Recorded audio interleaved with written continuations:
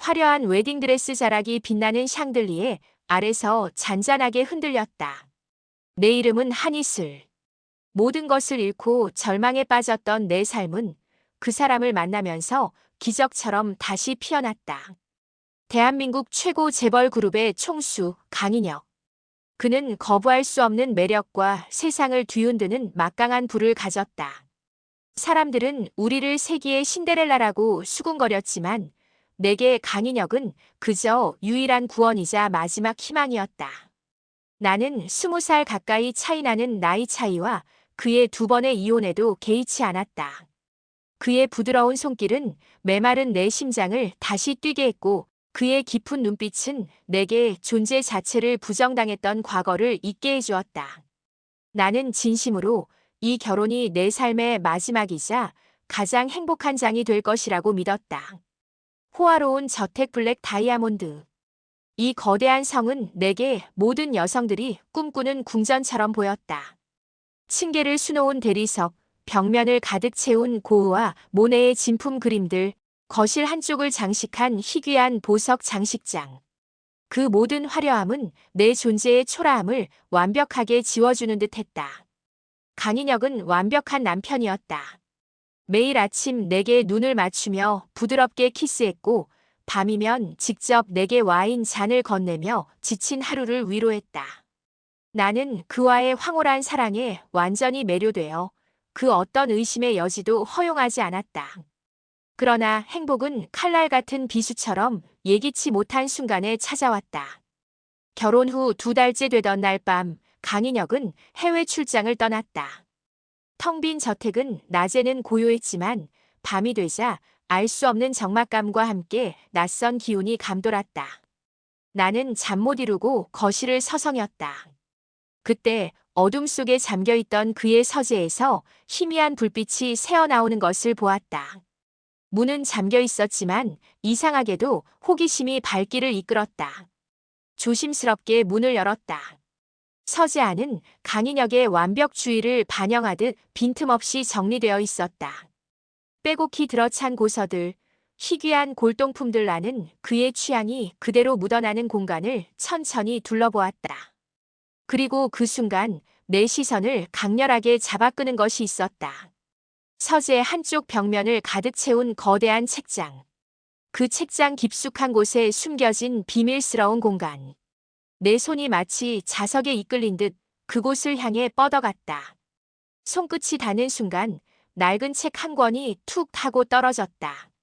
먼지가 풀썩 일었다. 무심코 주워든 책은 내가 좋아하던 시집이었다. 겉표지를 스치듯 넘기다. 그 사이에 끼워져 있던 낡고 빛바랜 사진 한 장이 툭 떨어졌다. 사진 속에는 놀랍게도 강인혁과 웨딩드레스를 입은 한 여인이 행복하게 웃고 있었다. 그는 젊었고 그녀 또한 아름다웠다. 하지만 그녀는 내가 아니었다. 처음에는 강인혁의 어머니나 먼 친척이라고 생각했다. 그러나 사진 뒤에 적힌 글씨는 내 심장을 얼어붙게 했다. 1998년 인혁 씨와 나의 첫 결혼기념일. 나는 숨이 멎는 것 같았다. 그의 첫 아내. 그래, 2번 이혼했다고 했지.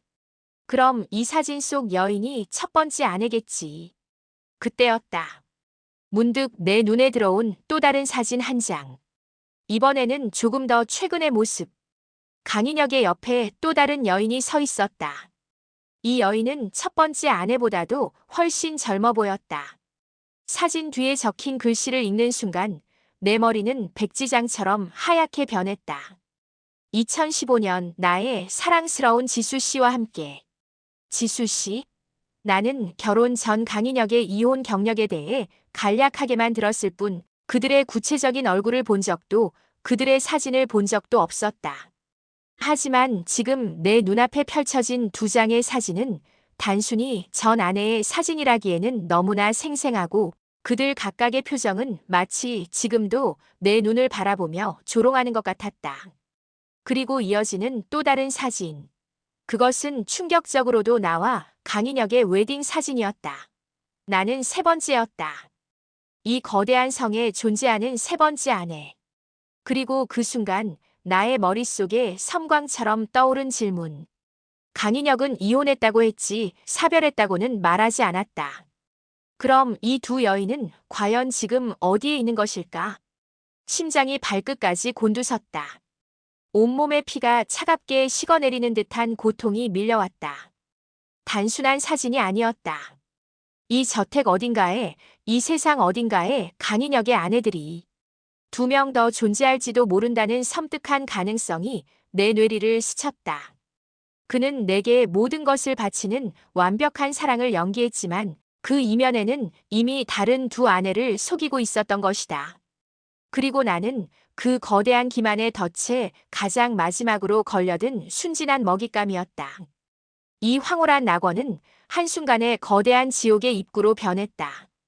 밖에서는 갑자기 거센 바람이 불어와 서재에 굳게 닫혔던 창문을 거칠게 흔들었고 멀리서 천둥 소리가 굉음을 울렸다.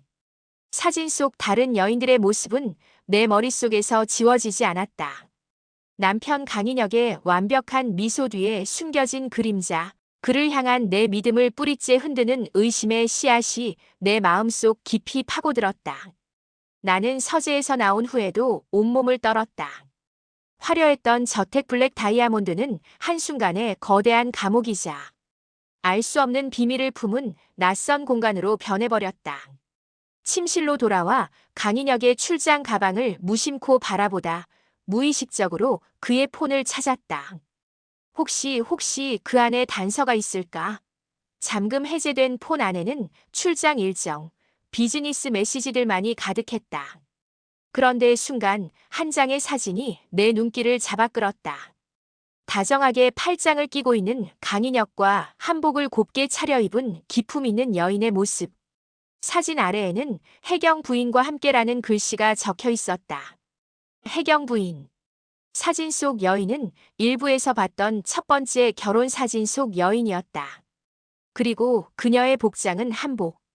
마치 명절이나 공식적인 자리에 참석한 듯한 모습이었다. 단순한 옛 사진이라고 보기에는 사진의 분위기나 화질이 낡지 않았다.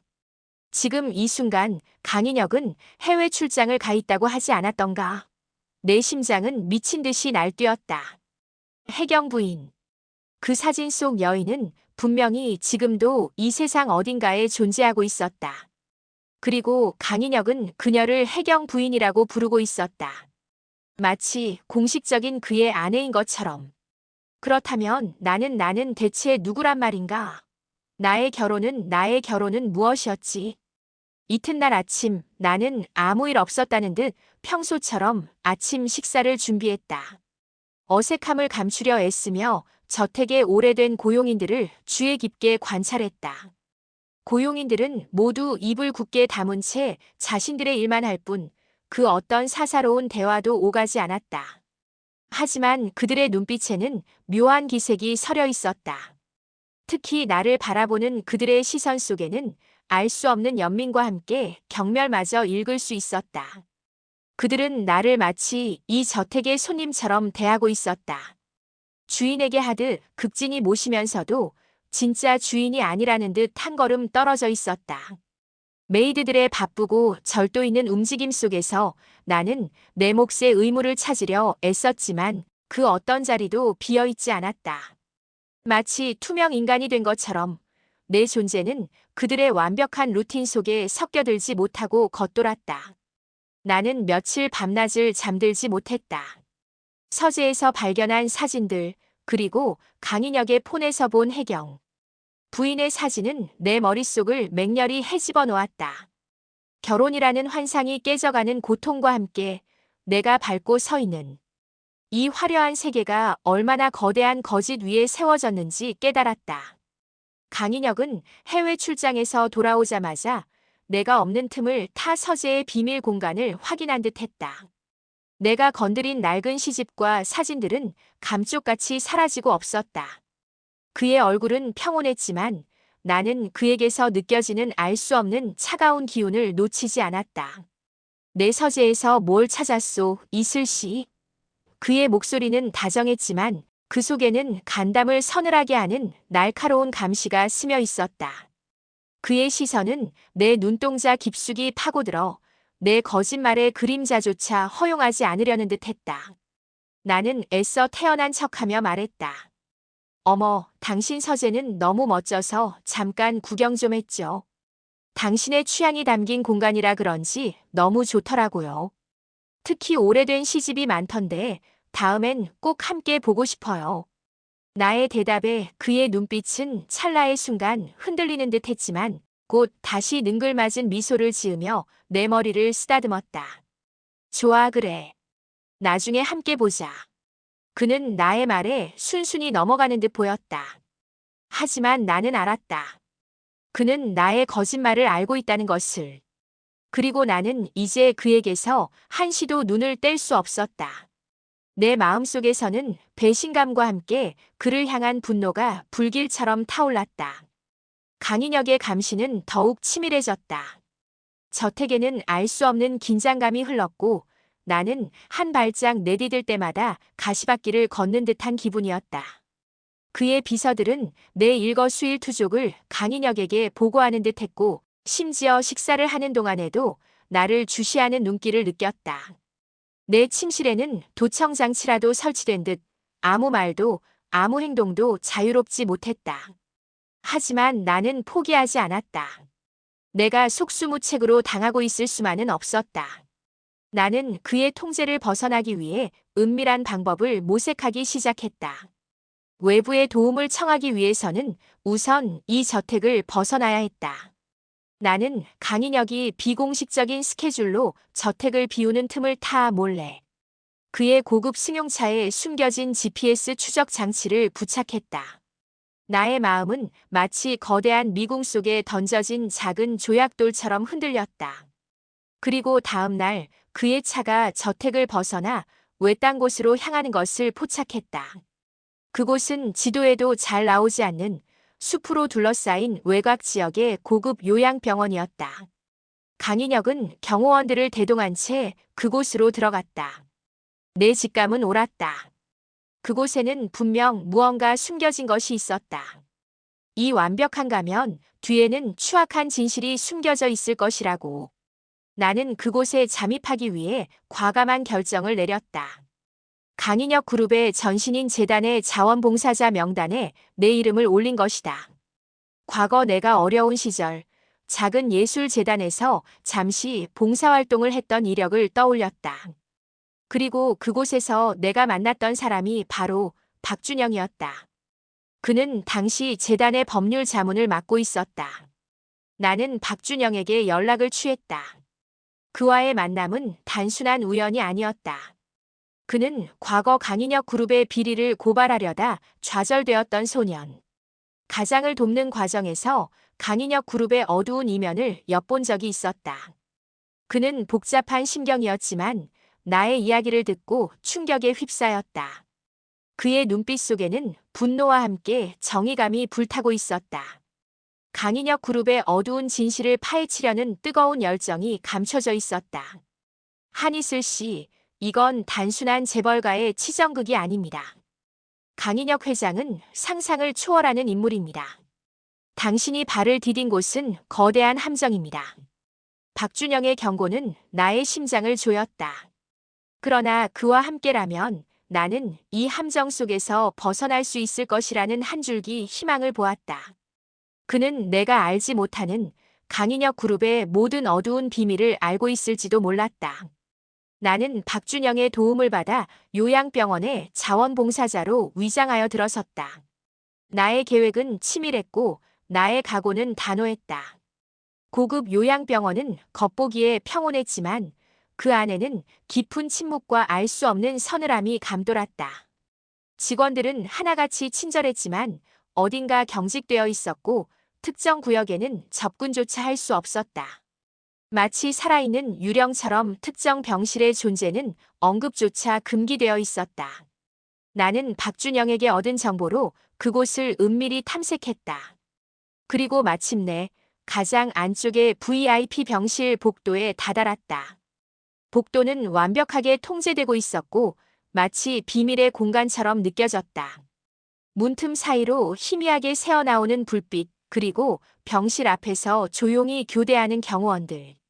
나는 그 안에서 강인혁의 첫 번째 아내 박혜경을 마주할지도 모른다는 섬뜩한 예감에 심장이 터질 듯이 뛰었다.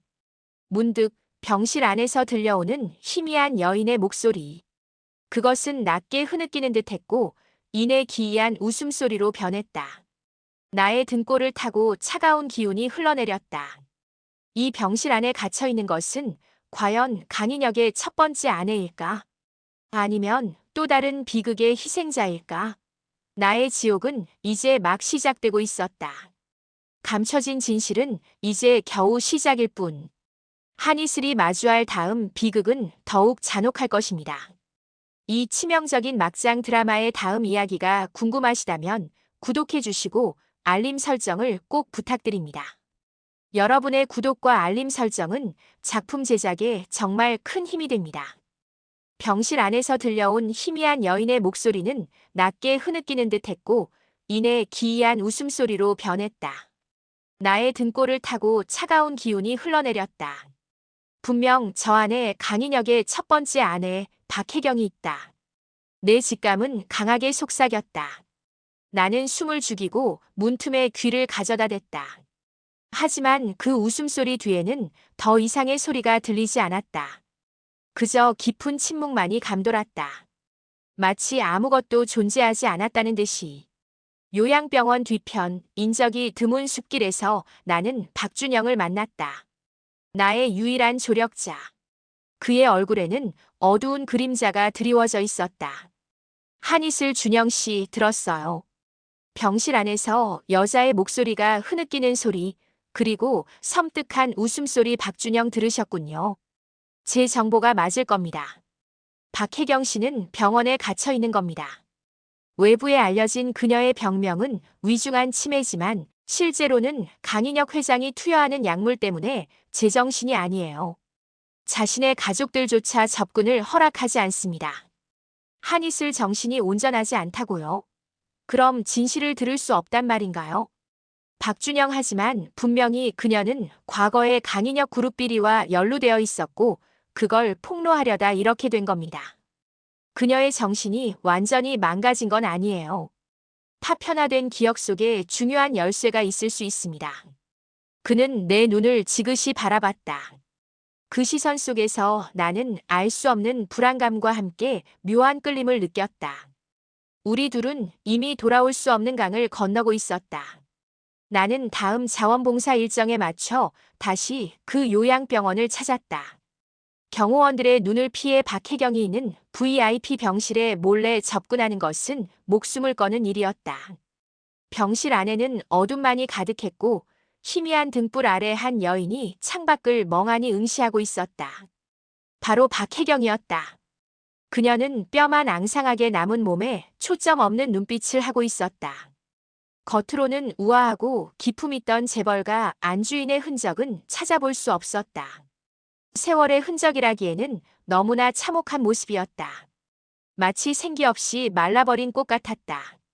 나는 조심스럽게 그녀에게 다가갔다. 내 존재조차 인지하지 못하는 듯 했다. 한이슬 나지막이 혜경 부인 괜찮으세요? 내 목소리에 그녀의 어깨가 미세하게 떨렸다.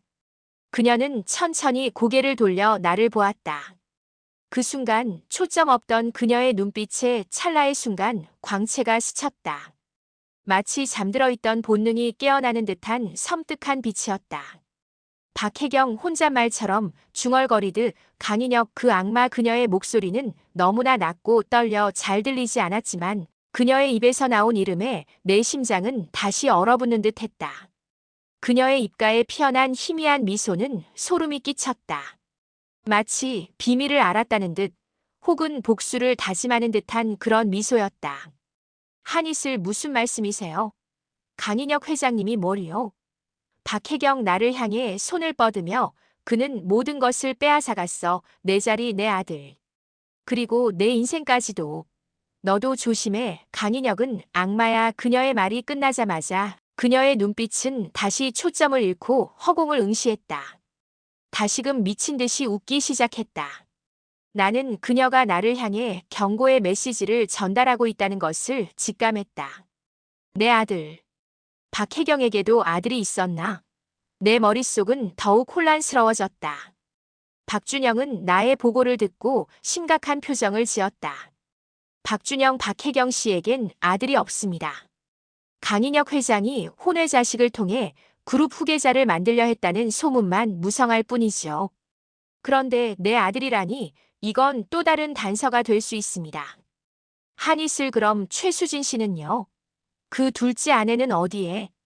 박준영, 최수진 씨는 강인혁 회장 소유의 또 다른 별채에서 살고 있습니다. 그룹 내에서는 철저히 존재 자체가 비밀에 붙여진 곳이죠. 그녀에게는 정말로 강인혁 회장의 아들이 있습니다.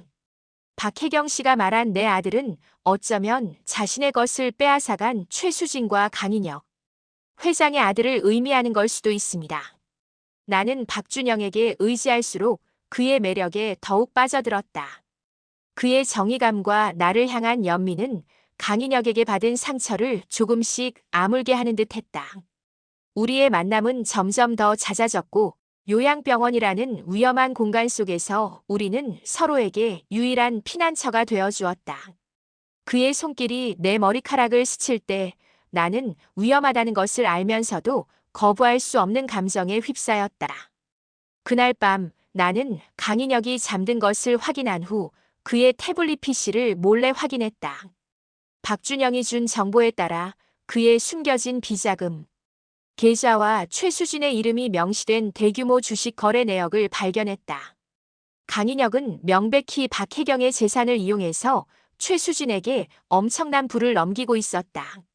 그리고 그 모든 비리 뒤에는 박혜경이 폭로하려 했던 강인혁 그룹의 추악한 M&A 과정이 도사리고 있었다. 그의 왕국은 단순한 치정국 위에 세워진 것이 아니었다. 수많은 사람들의 피와 눈물 위에 쌓아 올린 탐욕의 제국이었다. 나는 벅차오르는 분노를 주체할 수 없었다. 그 순간 갑자기 침대 옆에서 굳게 닫혀있던 강인혁의 태블릿 PC 화면이 스스로 번쩍이며 켜졌다. 화면 가득 최수진의 모습이 담긴 CCTV 영상이 재생되고 있었다. 그녀는 누군가와 통화하며 미소를 짓고 있었다.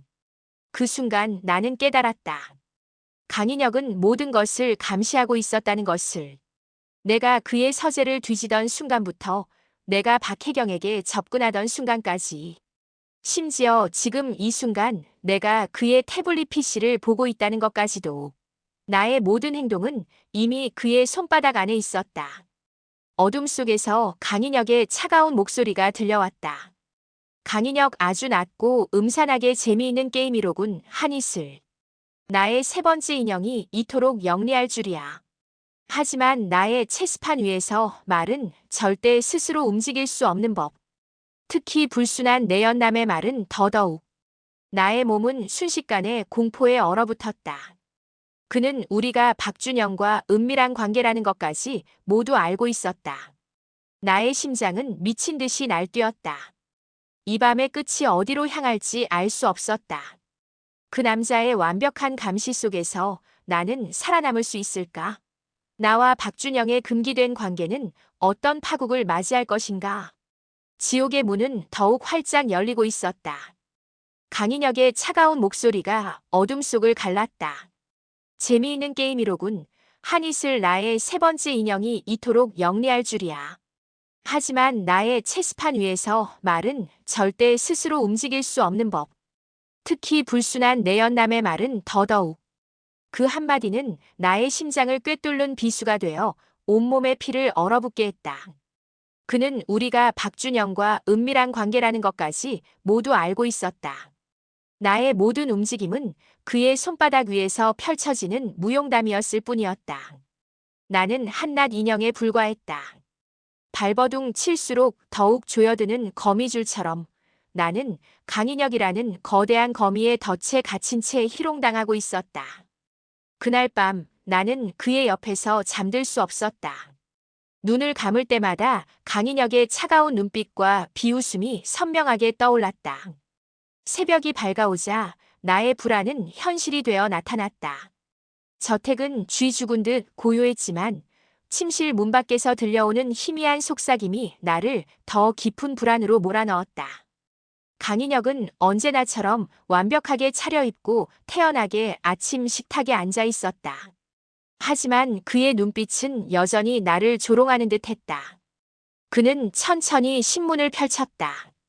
신문 일면에는 작게 박준영의 사진과 함께 강인혁 그룹 법률팀장 횡령 및 기밀 유출 혐의로 긴급 체포라는 헤드라인이 실려 있었다.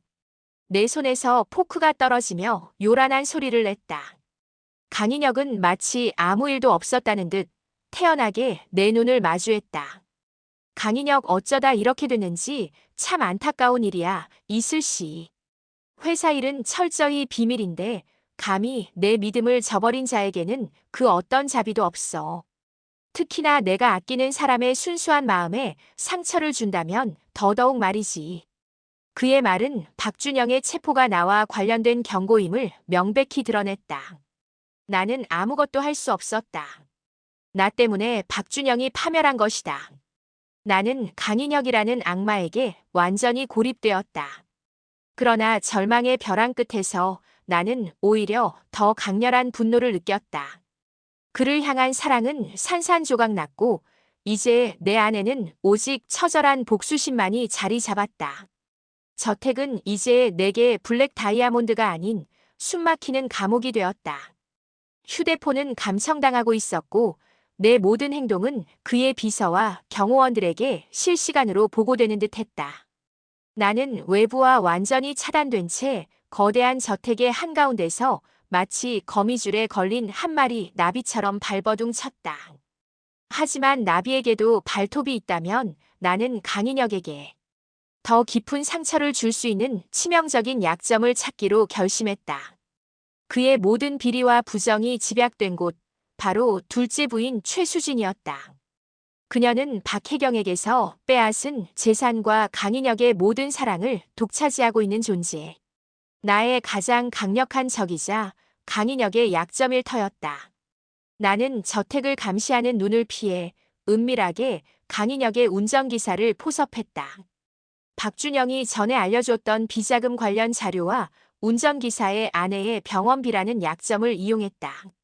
운전기사는 강인혁의 비공식적인 모든 일정을 알고 있었고 그 중에서도 둘째 부인 최수진이 사는 별채의 위치와 그녀의 동선을 파악하고 있었다. 어느 날 밤 강인혁이 장시간의 해외 출장으로 자리를 비운 틈을 타 나는 운전기사의 도움을 받아 별채로 향했다. 나는 이제 그가 나에게 해를 가할 모든 것을 알고 있으리라 직감했다. 별채는 강인혁의 저택 블랙 다이아몬드만큼이나 화려하고 호화로웠다. 높은 담장과 촘촘한 경비 시스템은 여기가 재벌 총수의 은밀한 왕국임을 증명했다. 벨을 누르자 화면 속에서 나를 바라보는 여인의 얼굴이 나타났다. TV에서 종종 보던 박혜경처럼 기품 있는 이미지와는 달랐다. 화려하지만 어딘가 퇴폐적인 아름다움을 가진 여인. 바로 최수진이었다. 그녀의 눈은 강렬한 호기심과 함께 알 수 없는 냉기를 품고 있었다. 나는 그녀의 얼굴을 보는 순간 섬뜩한 기시감에 사로잡혔다. 마치 그녀의 눈이 내 심장을 꿰뚫어 보는 듯했다. 최수진 작은 화면 너머로 나를 훑어보며 누구시죠? 이 시간에 여긴 관계자 외에는 출입 금지인데. 그녀의 목소리에는 권태로움이 섞여 있었지만 그 안에 숨겨진 날카로움은 놓치지 않았다. 한이슬 제가 누군지 궁금하지 않으세요? 저는 강인혁 회장님의 아내 한이슬입니다. 내 말에 그녀의 얼굴이 순간 딱딱하게 굳었다. 화면 속 그녀의 눈동자가 흔들리는 것을 나는 똑똑히 보았다. 내 이름을 듣는 순간 그녀의 눈빛은 마치 맹수가 사냥감을 포착한 듯 더욱 섬뜩하게 빛났다. 최수진 냉소를 띠며 그래요? 세상에 강인혁 회장님. 아내가 얼마나 많은데 다 찾아다닐 수도 없고. 돌아가세요. 그녀는 비웃듯이 화면을 껐다. 하지만 나는 물러설 수 없었다. 나는 필사적으로 다시 벨을 눌렀다. 그리고 그녀의 문에 바싹 다가섰다. 한이슬 박혜경 부인을 아세요?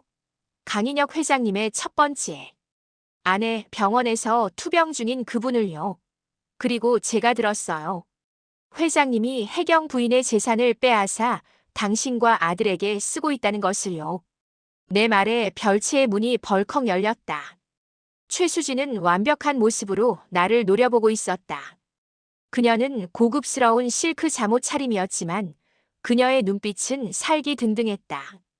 그녀의 뒤로는 강인혁의 유일한 아들인 듯한 어린 소년이 인형을 든 채 우리를 바라보고 있었다. 최수진 차갑게 웃으며 당신은 강인혁 회장님이 심심풀이로 가지고 놀다 버릴 장난감 중 하나일 뿐이에요.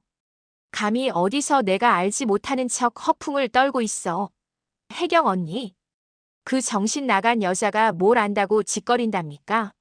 그녀는 이제 곧 저 세상으로 갈 텐데 당신까지 내 눈밖에 나지 마.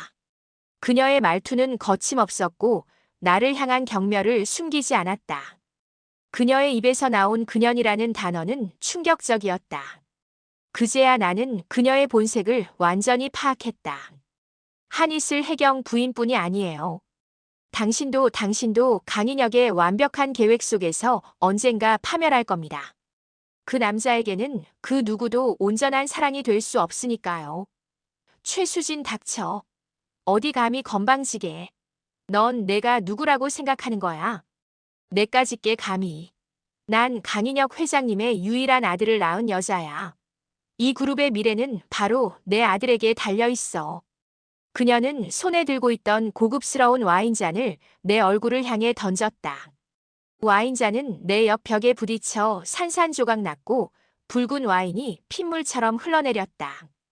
그녀의 광기 어린 눈빛은 복수심에 불타는 맹수 같았다. 내 마음속에도 그 불길이 옮겨붙었다. 별채에서 돌아온 나는 그날 밤 강인혁의 서재로 향했다. 이제 그의 감시는 더 이상 두렵지 않았다. 그의 가장 은밀한 서랍 속에서 나는 박준영의 이름이 적힌 봉투 하나를 발견했다. 안에는 그가 어린 시절부터 강인혁 그룹의 장학금을 받아왔다는 서류와 그의 가족들에게 불리한 과거, 비리 자료들이 담겨 있었다. 강인혁은 박준영의 약점을 쥐고 그를 조종하고 있었던 것이다. 그리고 나는 깨달았다. 박준영 역시 나를 이용하고 있었을지도 모른다는 섬뜩한 가능성을. 나의 유일한 구원자라고 믿었던 그 또한 강인혁이라는 거대한 제국의 일부였을 뿐이었다. 나의 모든 환상은 산산조각 났다. 내 사랑은 배신당했고 나의 구원자는 거짓이었으며 내 삶은 통제당하고 있었다. 거대한 재벌가의 그림자 아래 나는 모든 것을 잃은 채 파멸의 한가운데 서 있었다. 강인혁의 완벽한 왕국 속에서 나는 고립된 섬처럼 혼자였다. 내 머릿속을 스쳐가는 생각은 오직 하나. 이대로 끝낼 수는 없다. 나는 이들의 지옥 속에서 살아남아 모든 것을 무너뜨릴 것이다. 병실 안에서 들려온 희미한 여인의 목소리는 낮게 흐느끼는 듯했고 이내 기이한 웃음소리로 변했다. 나의 등골을 타고 차가운 기운이 흘러내렸다. 분명 저 안에 강인혁의 첫 번째 아내 박혜경이 있다. 내 직감은 강하게 속삭였다. 나는 숨을 죽이고 문틈에 귀를 가져다 댔다. 하지만 그 웃음소리 뒤에는 더 이상의 소리가 들리지 않았다. 그저 깊은 침묵만이 감돌았다. 마치 아무것도 존재하지 않았다는 듯이. 요양병원 뒤편 인적이 드문 숲길에서 나는 박준영을 만났다. 나의 유일한 조력자. 그의 얼굴에는 어두운 그림자가 드리워져 있었다. 한이슬 준영 씨 들었어요. 병실 안에서 여자의 목소리가 흐느끼는 소리, 그리고 섬뜩한 웃음소리. 박준영 들으셨군요. 제 정보가 맞을 겁니다. 박혜경 씨는 병원에 갇혀 있는 겁니다.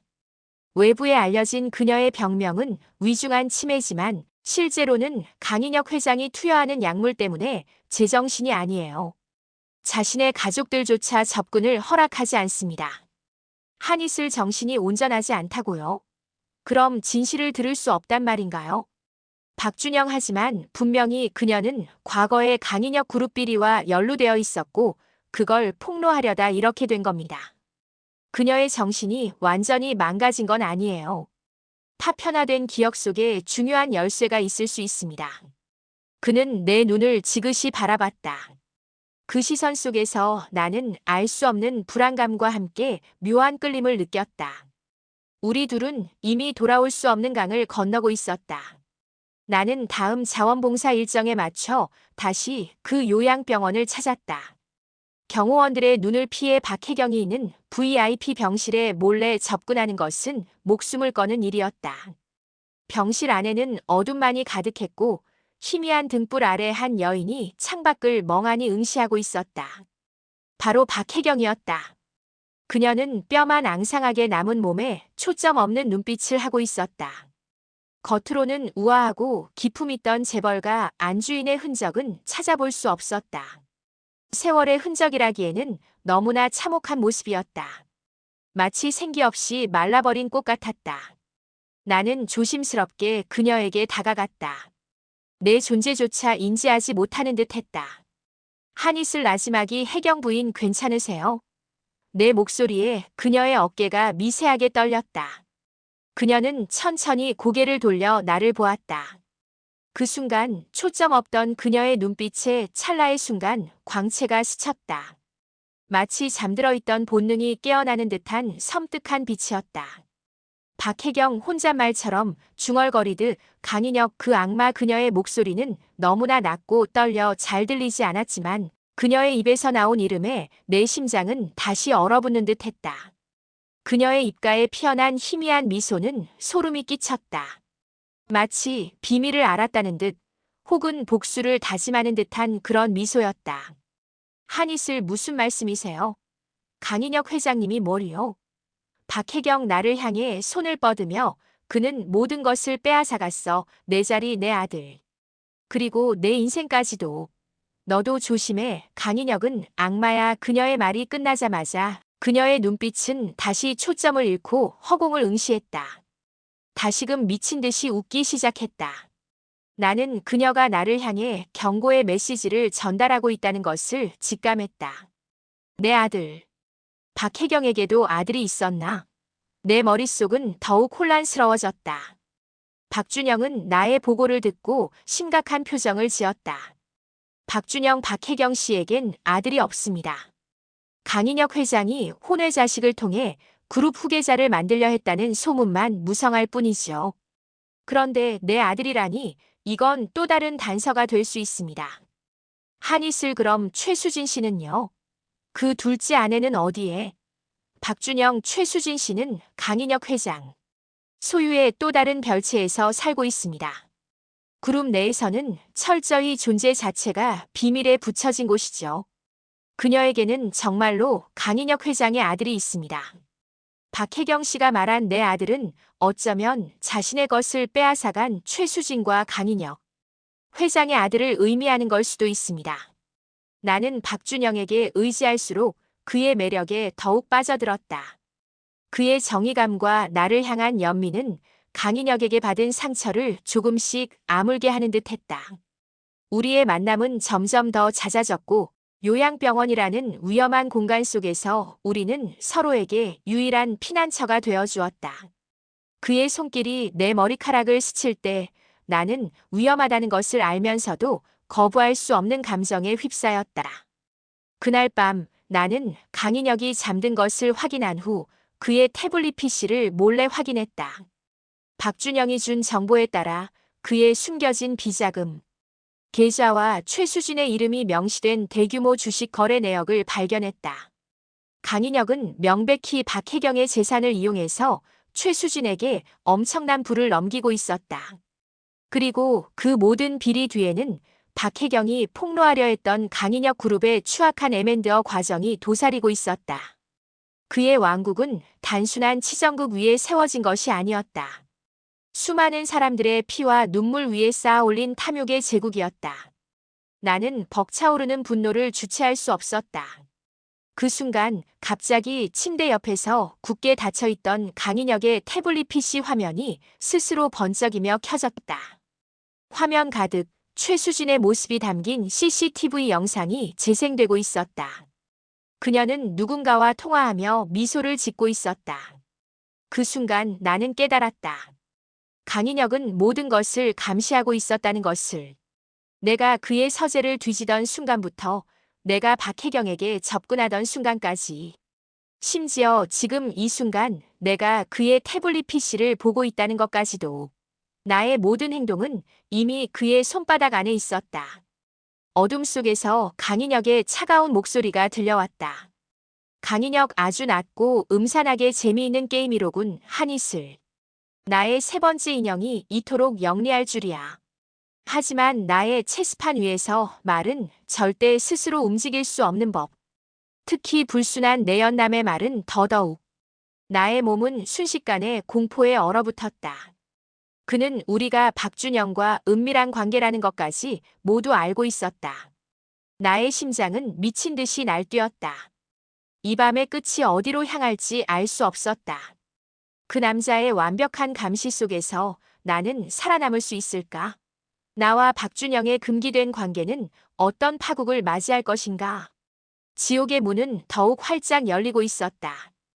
강인혁의 경고는 차가운 칼날처럼 내 심장을 꿰뚫었다. 나의 모든 환상은 산산조각 났고 유일한 구원자라 믿었던 박준영마저 나를 이용했거나 강인혁의 거대한 권력에 무릎 꿇었을 가능성에 절망했다. 내 사랑은 배신당했고 나의 구원자는 거짓이었으며 내 삶은 통제당하고 있었다. 거대한 재벌가의 그림자 아래 나는 모든 것을 잃은 채 파멸의 한가운데 서 있었다. 강인혁의 완벽한 왕국 속에서 나는 고립된 섬처럼 혼자였다. 내 머릿속을 스쳐가는 생각은 오직 하나. 이대로 끝낼 수는 없다. 나는 이들의 지옥 속에서 살아남아 모든 것을 무너뜨릴 것이다. 복수심이 내 피 속에서 뜨겁게 들끓기 시작했다. 그날 이후 강인혁은 마치 모든 것을 꿰뚫어 보는 듯한 섬뜩한 미소로 나를 대했다. 그는 평소와 다름없이 다정했지만 그 속에는 나의 모든 행동을 조롱하고 통제하는 잔인한 만족감이 스며 있었다. 저택의 공기는 더욱 차갑고 무거워졌고 하인들의 눈빛에는 이전에는 없던 싸늘한 경계심이 담겨 있었다. 나는 완벽한 연기를 펼쳤다. 강인혁의 순종적인 세 번째 아내로서 아무것도 모른 채 그저 행복한 웃음을 짓는 인형처럼 행동했다. 매일 아침 그의 식사를 정성껏 준비했고 저녁에는 그가 좋아하는 와인을 따랐다. 그의 손길이 내 얼굴을 스칠 때마다 내 안의 증오는 끓어올랐지만 나는 그것을 완벽하게 숨겨냈다. 이제 나는 나 자신에게조차 거짓말을 해야만 살아남을 수 있었다. 강인혁은 내가 잠든 깊은 밤, 내 침실에 들어와 내 머리맡에 작은 선물 상자를 놓아두는 잔인한 놀이를 즐겼다. 그 속에는 늘 의미심장한 물건들이 들어있었다. 어느 날은 박준영이 한때 법률팀장으로서 강인혁에게 선물했던 만년필. 또 다른 날은 박혜경의 젊은 시절 모습이 담긴 작은 브로치. 그리고 또 다른 날은 최수진이 선물했다고 하는 그녀의 아들의 사진이 담긴 고급스러운 은색 액자였다. 그는 이 모든 것이 내가 발버둥 칠수록 자신의 손아귀에 있음을 보여주는 싸늘한 경고였다. 그는 나의 분노와 공포를 즐기고 있었다. 나는 갇힌 채 죽음을 기다릴 수 없었다. 나는 이 거대한 함정에서 벗어나기 위해 더 치밀한 계획을 세워야 했다. 강인혁의 약점은 무엇인가? 그의 절대적인 자신감 아래 숨겨진 균열은 없을까? 나는 박준영이 체포되기 전 몰래 내게 건네주었던 작은 USB를 떠올렸다. 강인혁의 서재에서 봤던 그 비자금 자료들이 담겨 있었던 작은 칩. 나는 강인혁이 장시간 외출한 틈을 타 은밀하게 USB를 연결할 수 있는 노트북을 찾아냈다. 그리고 그 안에서 나는 상상을 초월하는 진실과 마주했다. USB 속에는 강인혁 그룹의 천문학적인 규모의 비자금 내역뿐만 아니라 박혜경이 남긴 것으로 추정되는 음성 파일이 담겨 있었다. 박혜경의 목소리 희미하고 떨리는 하지만 또렷하게 들리는 강인혁. 당신은 결국 파멸할 거야. 나의 모든 것을 빼앗아간 때가 당신은 나의 아들을 죽였어. 나는 귀를 의심했다. 나의 아들 죽였어. 박혜경에게는 공식적인 아들이 없었다.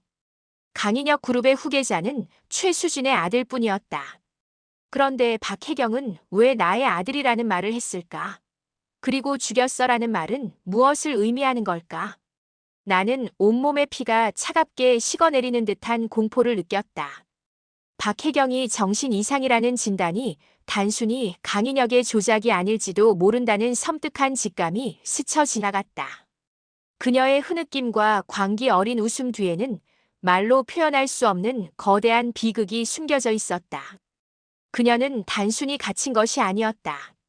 그녀는 복수심에 미친 어미의 비명을 내지르고 있었다. 그때 갑자기 집안 전체의 불이 깜빡이기 시작했다. 강인혁이 돌아온 것이다. 나는 급히 USB를 뽑아 몸속 깊숙이 숨겼다. 강인혁은 마치 나의 모든 행동을 감지하고 있었던 것처럼 정확히 내가 있는 서재 문 앞에 나타났다. 강인혁 어두운 곳에서 뭘 하고 있나?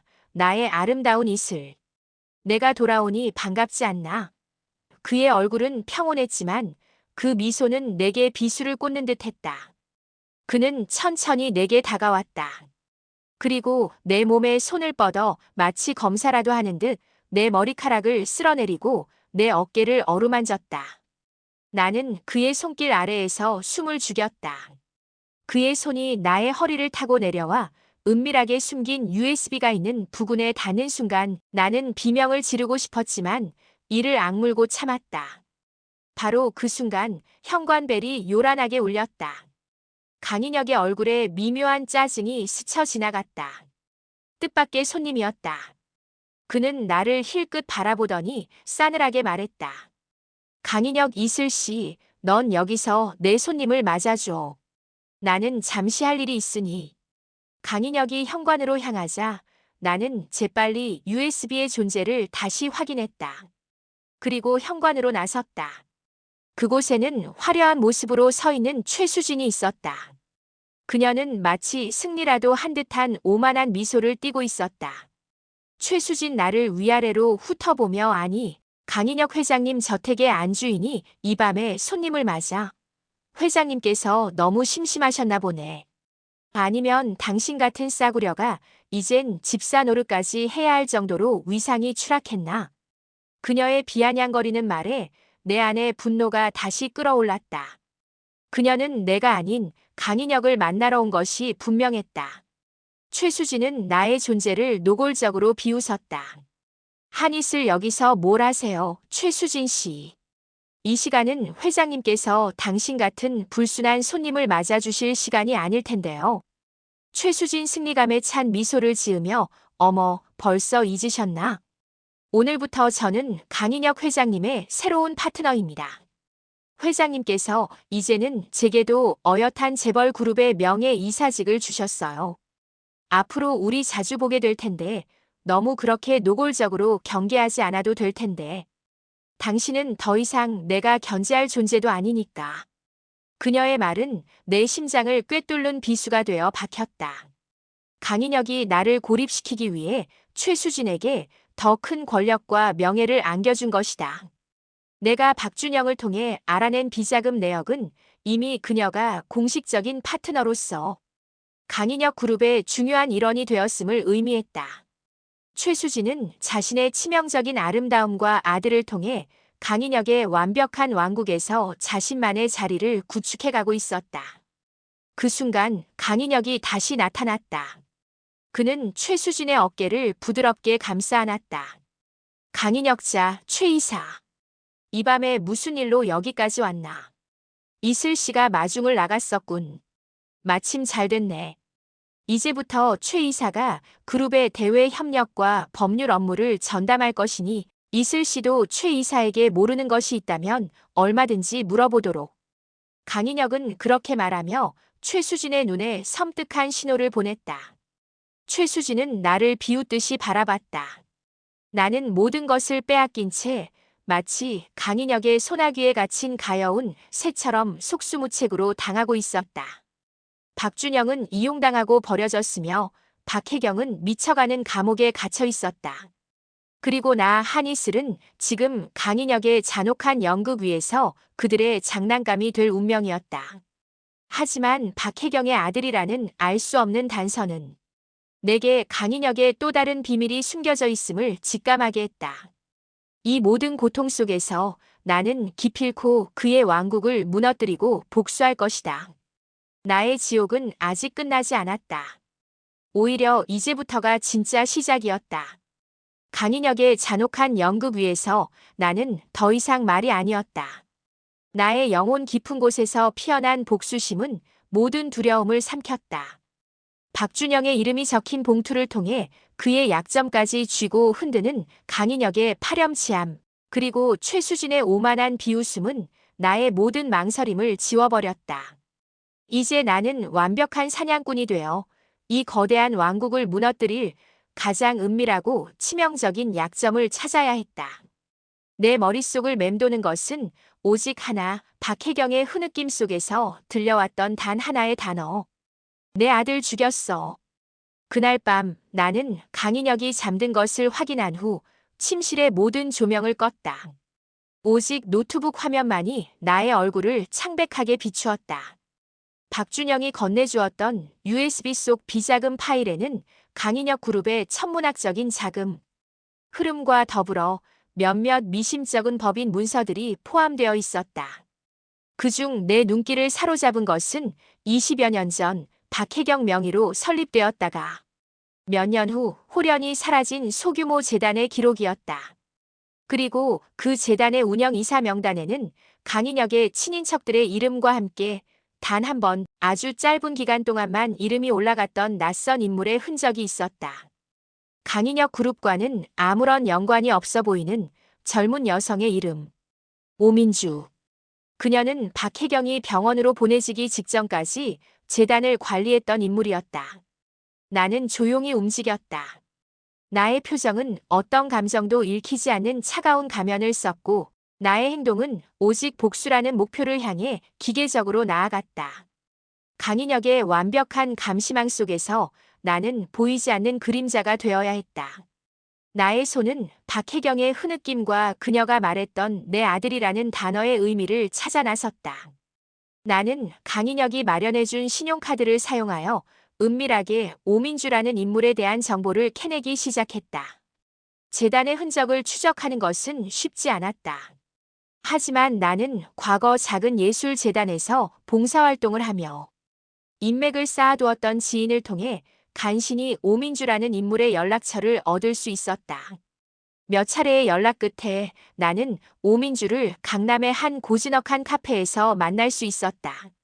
그녀는 40대 후반의 여성으로 수수했지만 단정한 옷차림과 차분한 인상이었다.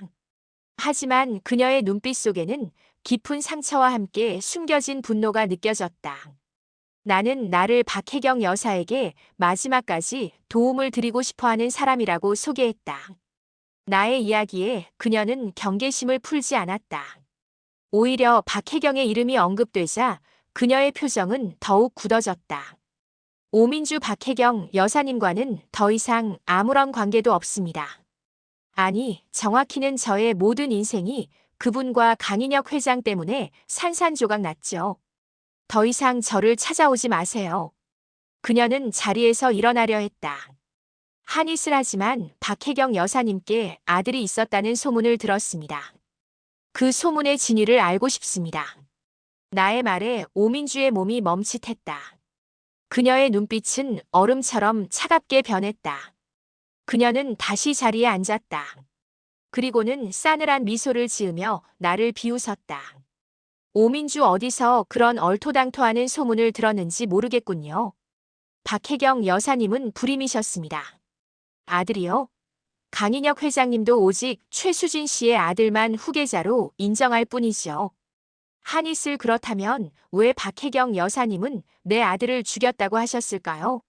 그리고 당신은 왜 그렇게까지 박혜경 여사의 이름에 격렬하게 반응하는 겁니까? 오민주는 잠시 침묵했다. 그녀의 눈빛이 흔들리는 것을 나는 놓치지 않았다. 그녀는 깊은 한숨을 쉬었다. 오민주 당신이 강인혁 회장의 세 번째 아내라는 것을 모를 리 없겠죠. 당신도 저처럼 그 악마의 함정에 빠져든 거예요. 모든 것을 빼앗길 거예요. 심지어 당신의 영혼까지도. 박혜경 여사님은 그에게서 자신의 모든 것을 빼앗기고 결국 정신을 놓아버린 겁니다. 그 아들이라는 것은 어쩌면 그녀의 상실감을 표현하는 환상일 수도 있어요. 그녀의 말은 마치 강인혁의 완벽한 알리바이를 대변하는 듯 했지만 나는 그녀의 눈빛 속에서 진실을 숨기려는 필사적인 노력을 보았다. 오민주는 자리에서 일어났다.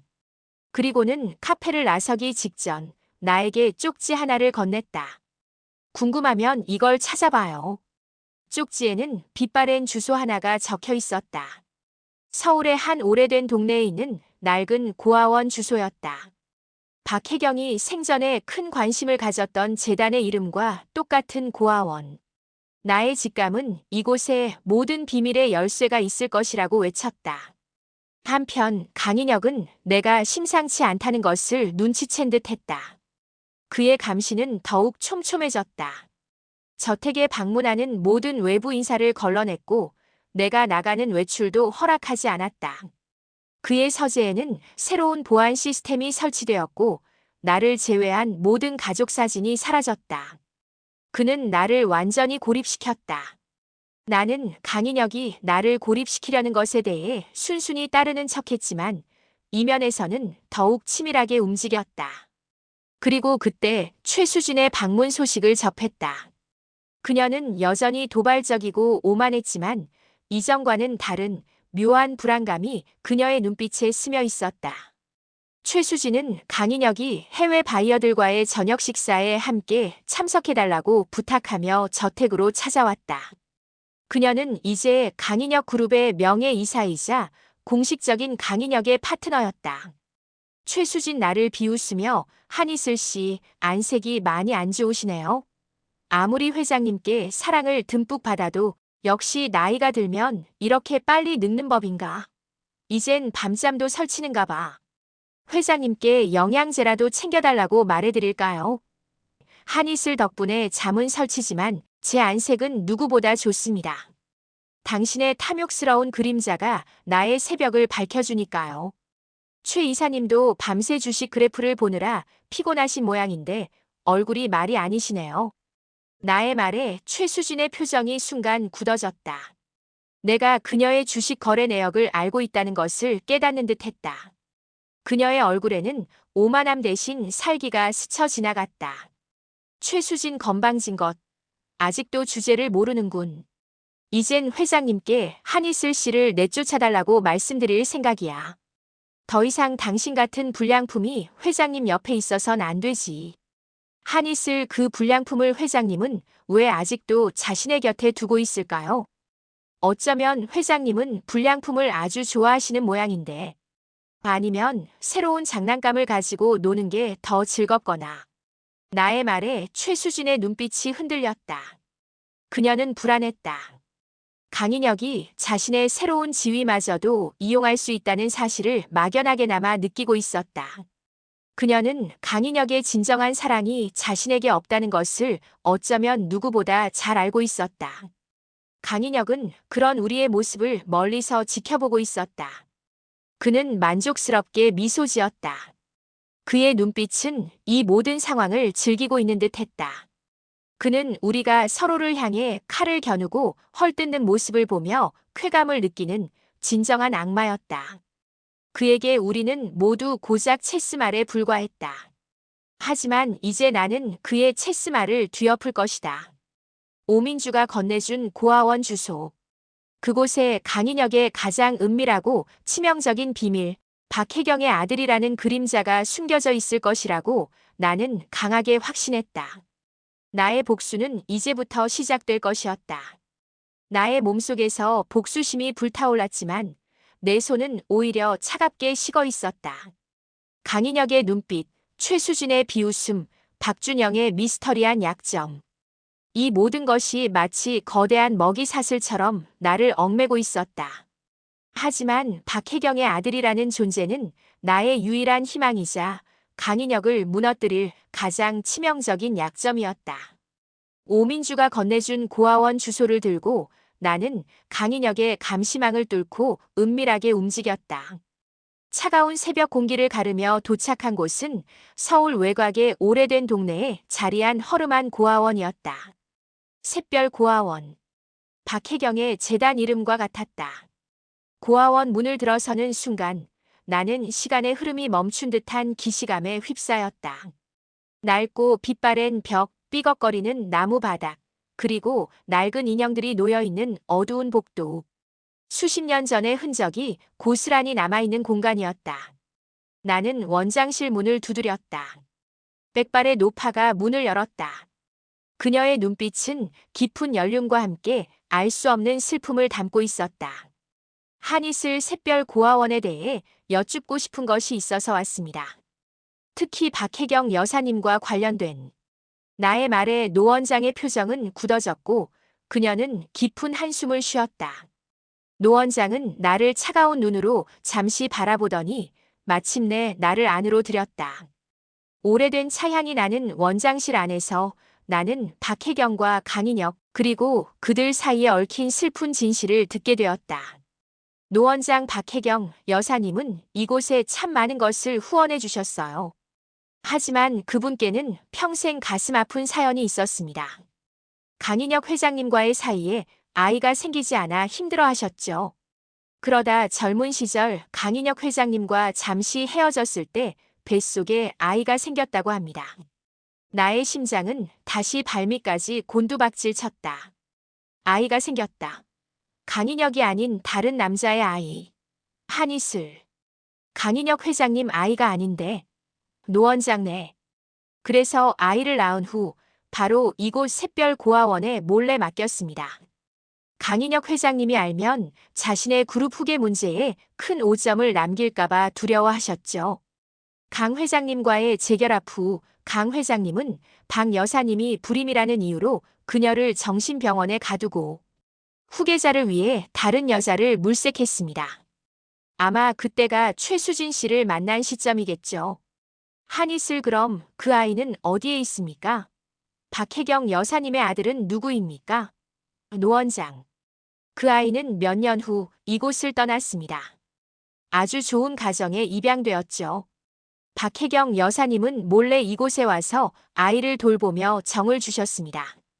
그분께는 그 아이가 세상의 전부였어요. 그러나 그 아이의 친아버지는 불륜의 관계를 강인혁에게 들키자 협박에 못 이겨 아이가 이혼한 아내의 아이라고 거짓말을 꾸며야만 했습니다. 나는 노 원장의 이야기에 귀를 의심했다. 강인혁은 자신의 후계자 문제에 있어 조금의 오점도 남기지 않으려 했던 것이다. 친아버지가 협박에 못 이겨 아이를 거짓말했다는 이야기에 나는 더욱 강한 분노를 느꼈다. 박혜경 여사는 재벌 총수의 아내이면서도 자신의 아이를 위해 그 거짓말을 숨겨야만 했던 것이다. 노 원장은 조용히 오래된 앨범 하나를 꺼냈다. 빛바랜 앨범 속에는 해맑게 웃고 있는 어린아이의 사진이 있었다.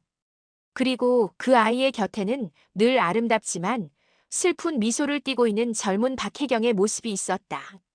앨범 마지막 장에는 어린아이의 모습이 담긴 사진 한 장이 끼워져 있었는데 그 아이의 이름 아래 이렇게 적혀 있었다. 준영. 우리들의 빛나는 희망. 한이슬 숨이 멎을 듯 준영이라고요. 내 눈앞의 이름은 박준영의 이름이었다. 박준영. 나의 유일한 구원자이자 금단의 사랑을 나누었던 남자. 그가 박혜경의 아들이라는 사실에 내 온몸은 전율했다. 그는 강인혁의 그룹 비리를 파헤치던 나를 돕겠다던 정의로운 변호사가 아니었다. 그는 강인혁에 대한 피해 복수를 꿈꾸는 박혜경의 아들이었다. 그리고 나를 그 복수의 도구로 이용했던 것이다. 내가 박혜경의 아들을 찾는 동안 나는 오히려 그의 손에 놀아났던 것이다. 나의 심장은 산산조각 났다. 모든 것이 거짓이었다.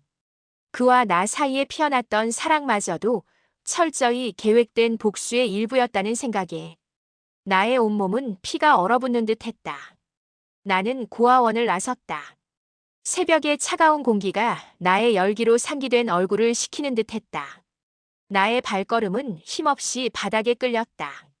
모든 것이 한 줄기 희망이라고 믿었던 박혜경의 아들이라는 진실은 나에게 또 다른 잔혹한 배신을 안겨주었다. 내 마음속에는 강인혁에 대한 증오뿐만 아니라 박준영을 향한 깊은 배신감과 분노가 불길처럼 타올랐다. 그때 저택으로 돌아온 나는 강인혁이 누군가와 심각한 표정으로 통화하고 있는 모습을 보았다. 그의 얼굴은 분노와 초조함으로 일그러져 있었다. 강인혁 격앙된 목소리로 대체 무슨 헛소리야. 박혜경. 그 미친년이 뭘 짓거린 거야. 준영이라고. 그 자식이 다시 나타났다고. 당장 그 입을 다물게 해. 아니, 당장 내 눈앞에서 영원히 사라지게 해. 그의 말은 박혜경이 병원 관계자들에게 준영이라는 이름을 언급했음을 암시했다. 나의 심장은 미친 듯이 뛰었다. 강인혁은 분명 박준영의 정체를 모르는 듯했다. 그는 아직 박준영이 박혜경의 아들이라는 것을 알지 못하고 있었다. 이것은 나에게 주어진 마지막 기회였다.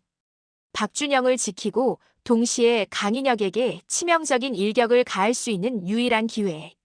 하지만 그때 침실 문이 활짝 열리며 최수진이 섬뜩한 미소를 지으며 나타났다. 그녀의 눈빛은 살기가 등등했다. 그녀의 손에는 칼날처럼 날카로운 물건이 들려 있었다. 최수진 아니, 한밤중에 이 소라는 뭐죠? 회장님께서 화를 내시는 모습은 언제 봐도 참 매력적이네요. 그런데 회장님은 이 밤중에 감히 회장님께 도전장을 내민 그 용감한 여인의 정체는 모르시는 것 같아요.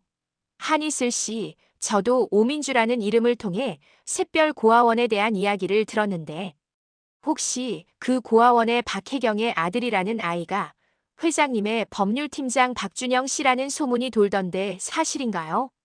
나의 모든 몸은 얼어붙었다. 최수진은 이미 모든 진실을 알고 있었다. 그리고 그녀의 손에 들린 것은 다름 아닌 강인혁의 총기. 보관함에서 사라진 강인혁 소유의 은색 리볼버였다. 그녀는 내가 박준영의 존재를 알게 될까봐 노심초사하며 미리 대비하고 있었던 것이다. 이 모든 것이 자신의 아들의 후계 구도를 위협할 것이라 생각한 최수진의 치밀한 계략이었다. 그녀는 박준영에게도 손을 썼을 것이 분명했다. 최수진의 미소는 더욱 섬뜩했다. 그녀는 나를 향해 총구를 겨눴다. 그녀의 눈빛은 더 이상 단순한 질투심이 아니었다. 살이었다. 최수진 물론 회장님께 이 사실을 제일 먼저 알려드릴까 했지만 아무래도 제가 먼저 그 더러운 피의 자네들을 청소해야겠죠. 혜경 언니의 더러운 씨앗도 그 아이와 노란한 당신도 이 밤에 함께 사라지면 완벽하겠네요. 그럼 강인혁 그룹의 후계자는 영원히 내 아들만 남게 되는 거니까요.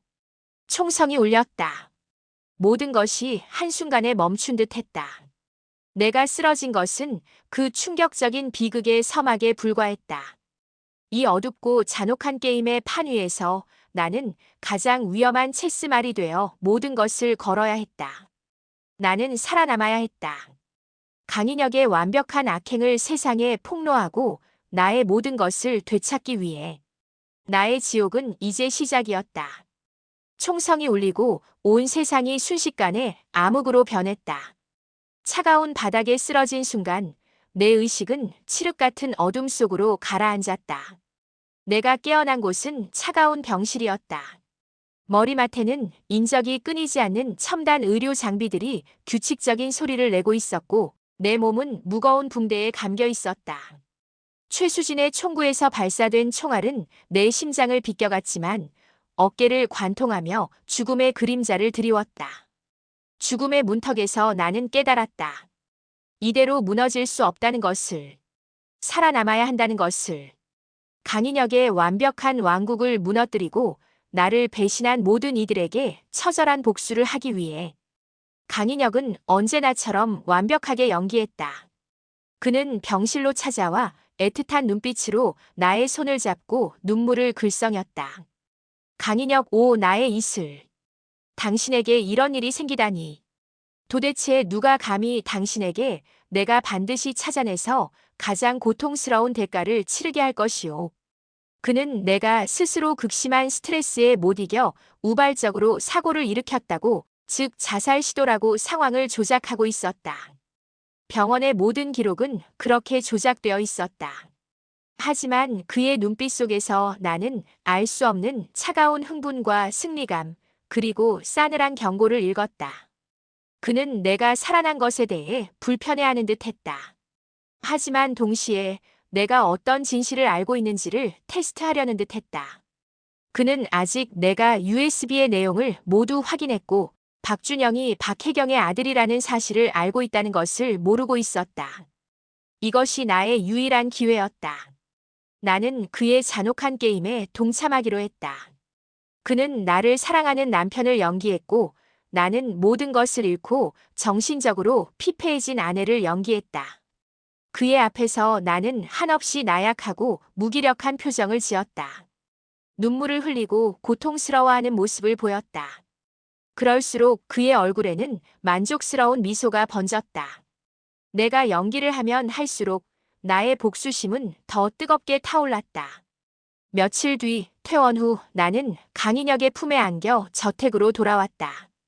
마치 아무 일도 없었던 것처럼. 하지만 그 저택은 더 이상 나의 보금자리가 아니었다. 피비린내 나는 전쟁터이자 모든 감각을 곤두세워야 하는 살얼음판이었다.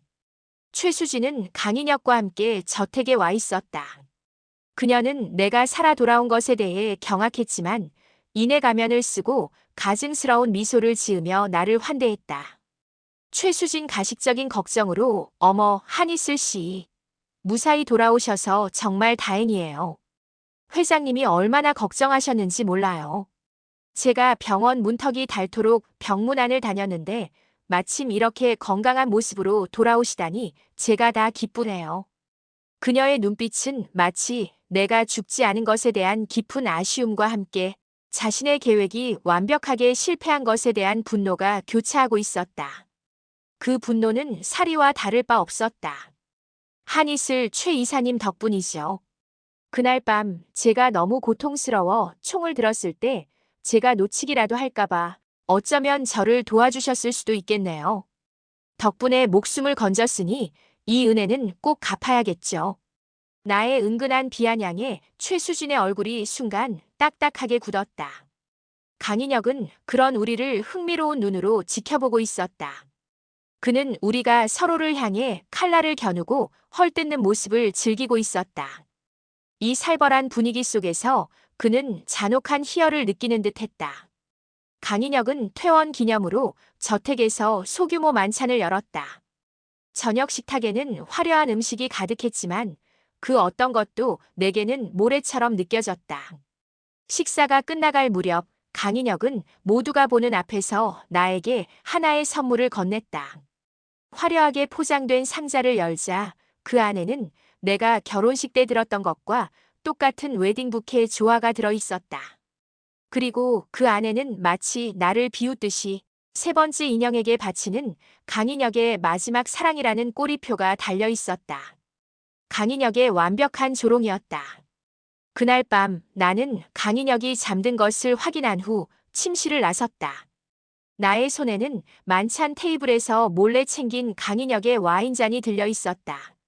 나는 저택의 비밀 금고에 숨겨진 박혜경의 재산 목록 파일을 찾아냈다. 그 속에는 강인혁이 최수진에게 넘긴 자산 내역뿐만 아니라 박혜경의 건강 상태와 그녀에게 투여되는 약물에 대한 상세한 기록, 그리고 그녀의 유산 상속과 관련된 의문스러운 문서들이 들어 있었다. 그 모든 비리 뒤에는 강인혁이 과거 박혜경의 다른 아들의 존재를 철저히 은폐하려 했던 흔적이 고스란히 남아 있었다. 나는 이 모든 자료를 USB에 복사했다. 그리고 나의 노트북에 USB를 꽂은 순간 박준영으로부터 한 통의 메일이 도착했다. 그의 메일 제목은 진실은 침묵하지 않는다였다. 메일 속에는 박준영이 직접 강인혁 그룹의 비리를 고발하려는 계획과 함께 박혜경이 병실에서 남긴 의미심장한 메시지가 담겨 있었다. 박준영은 자신이 박혜경의 아들이라는 사실을 한이슬이 알게 된 것을 감지하고 있었다. 그는 자신의 어머니의 복수를 위해 그리고 자신과 강인혁의 연결고리를 끊기 위해 위험한 선택을 한 것이다. 그리고 메일 끝에는 강인혁 그룹의 중요한 비리 자료를 폭로할 예정이라는 경고가 담겨 있었다. 바로 그때 저택 전체에 요란한 경보음이 울렸다. 강인혁의 침실에서 비명 소리가 들려왔다. 나는 모든 것이 계획대로 흘러가고 있음을 직감했다. 박준영이 움직인 것이다. 동시에 최수진의 침실에서도 격렬한 소리가 들려왔다. 최수진은 자신의 아들 방을 급히 살피며 울부짖고 있었다. 강인혁의 그룹 내부가 발칵 뒤집히는 순간이었다. 최수진 찢어지는 비명 내 아들이 사라졌어. 나의 눈은 마치 사냥감을 발견한 맹수처럼 빛났다. 최수진의 유일한 아들, 강인혁 그룹의 유일한 후계자가 사라진 것이다. 이것은 박준영의 복수인가? 아니면 이 모든 것을 조종하는 또 다른 보이지 않는 손이 있는 걸까? 이 혼란 속에서 나는 박준영이 남긴 메시지와 자료를 챙겨 달아났다. 강인혁의 왕국은 이제 걷잡을 수 없는 혼돈에 빠져들고 있었다. 이 잿빛 환상의 끝에서 진정한 파멸은 누구의 몫이 될 것인가? 최수진의 찢어지는 듯한 비명은 불타는 지옥의 서막이었다. 강인혁의 완벽한 왕국은 아들의 실종과 함께 걷잡을 수 없는 혼돈 속으로 빠져들었다. 나는 그 틈을 타 USB에 담긴 비자금 자료를 들고 저택을 탈출했다. 나의 어깨는 총상으로 인한 극심한 통증에 시달렸지만 내 마음속에서 불타는 복수심은 모든 고통을 삼켜버렸다. 저택을 벗어나자마자 나는 미리 약속해둔 박준영의 은신처로 향했다. 그는 내가 나타나자마자 나의 상처를 치료해 주었다. 그의 눈빛에는 미안함과 함께 알 수 없는 열망이 뒤섞여 있었다. 그는 내가 박혜경의 아들, 즉 자신의 친어머니의 아들이라는 사실을 알게 된 것에 대해 어떤 반응을 보일지 궁금해하는 듯 했다. 한이슬 준영 씨 아니, 박준영 씨, 당신이 박혜경 여사님의 아들이라는 것을 알았습니다. 나의 말에 박준영의 표정은 순간 굳어졌지만 이내 냉정함을 되찾았다. 박준영, 제가 강인혁에게 복수하려는 이유, 이제 아시겠습니까? 그는 저의 어머니를 저렇게 만들었고 저의 삶을 통째로 앗아갔습니다. 저에게 한이슬 씨는 어머니의 복수를 위한 도구이자 동시에 저와 같은 운명에 처한 동지였습니다. 그의 솔직한 고백에 나의 가슴은 찢어지는 듯 아팠지만 동시에 그를 향한 기묘한 연대감이 피어났다. 우리는 서로를 이용하려 했지만 결국 우리는 강인혁이라는 거대한 악마의 희생자들이었다. 나는 그에게 강인혁 그룹의 비자금 내역과 박혜경의 음성 파일이 담긴 USB를 건넸다. 한이슬, 이걸 가지고 강인혁의 모든 것을 세상에 폭로하세요.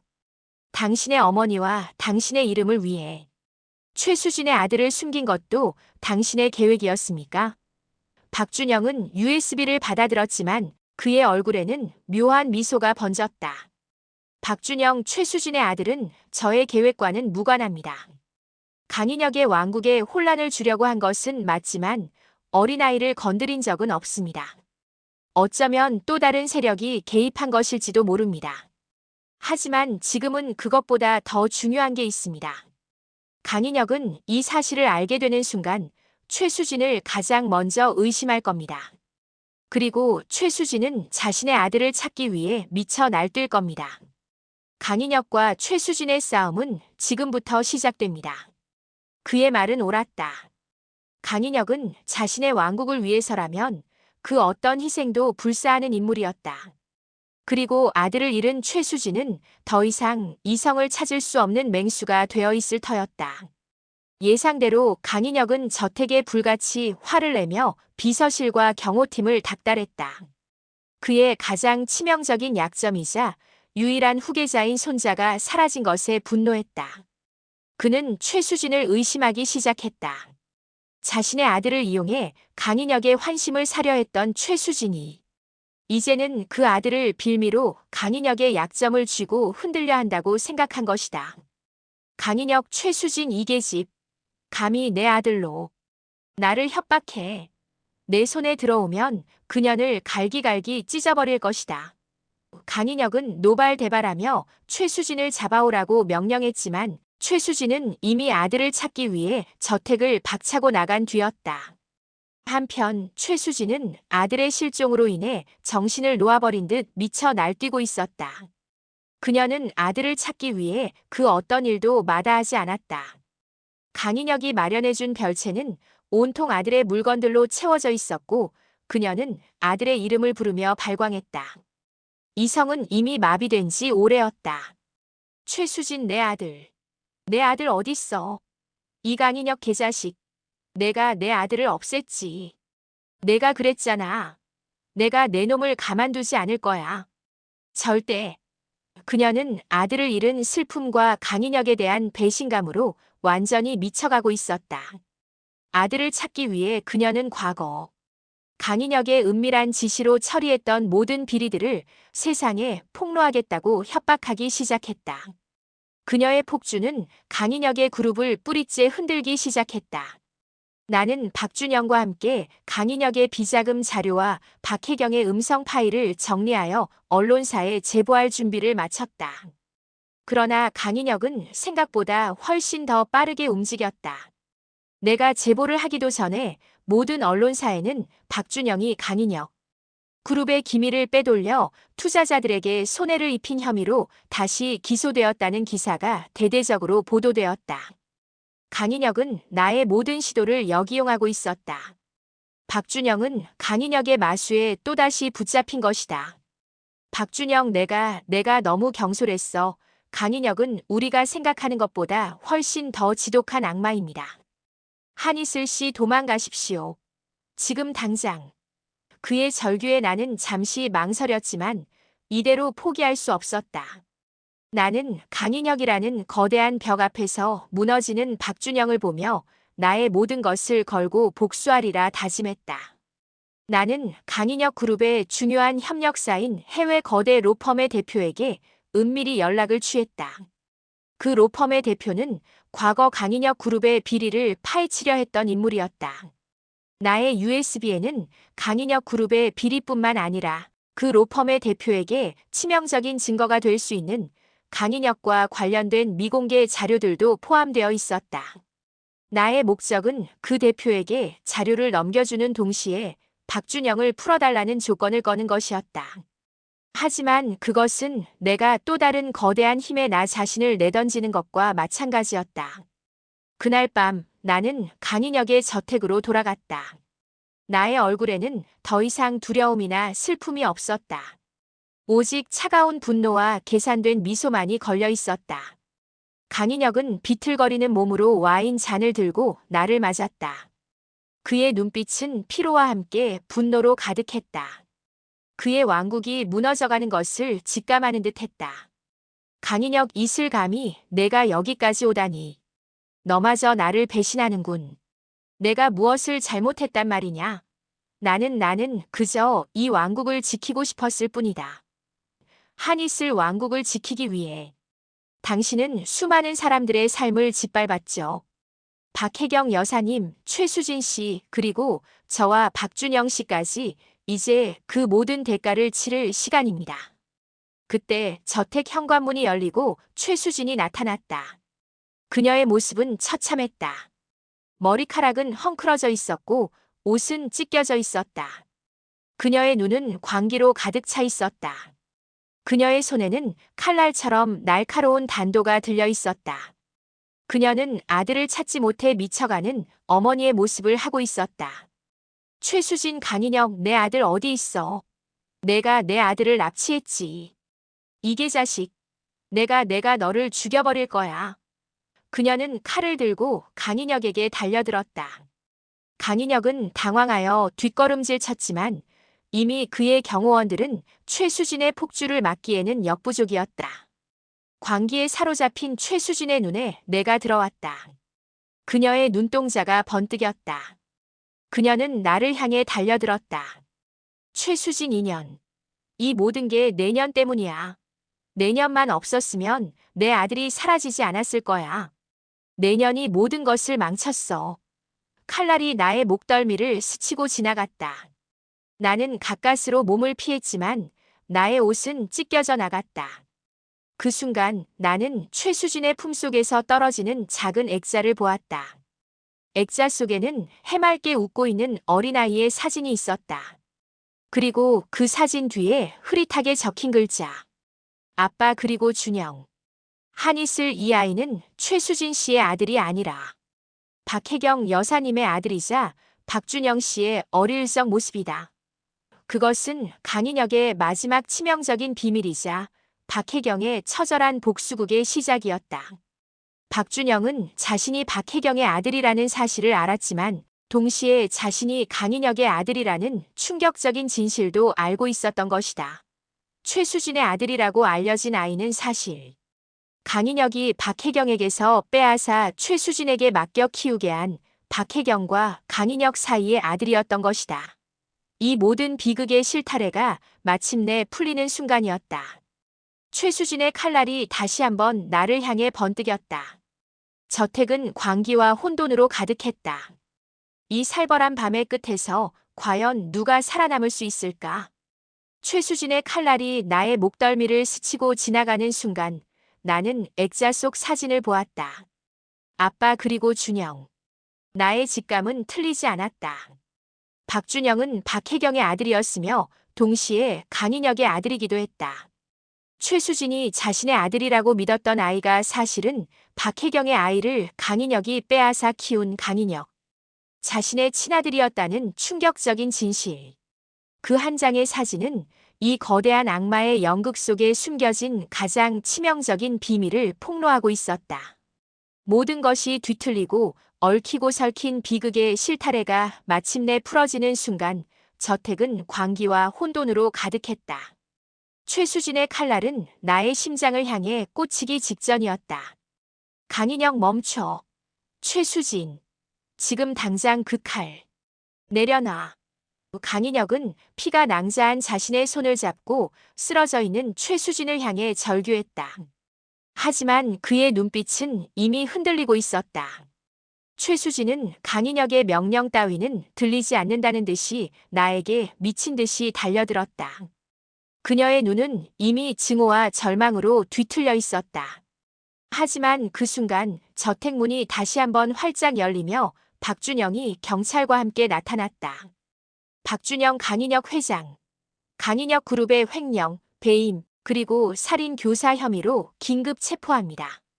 경찰의 외침에 강인혁의 얼굴은 백지장처럼 하얗게 질렸다. 그의 완벽한 가면이 마침내 산산조각 나는 순간이었다.